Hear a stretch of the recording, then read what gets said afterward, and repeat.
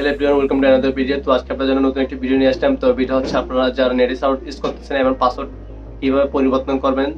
তো আজকে আমি দেখাবো কিভাবে একটি নেটিস আউটের পাসওয়ার্ড পরিবর্তন করতে হয়। অ্যাডমিনে লগইন করতে পারতেছেন না, কিভাবে লগইন করবেন, লগইন করার পর কিভাবে পাসওয়ার্ডটি পরিবর্তন করবেন, সম্পূর্ণ ভিডিওর মাধ্যমে আজকে আমি দেখাবো কিভাবে একটি নেটিস আউটারের পাসওয়ার্ড কিভাবে পরিবর্তন হয়। তাহলে ভিডিওটি শুরু করা যাক।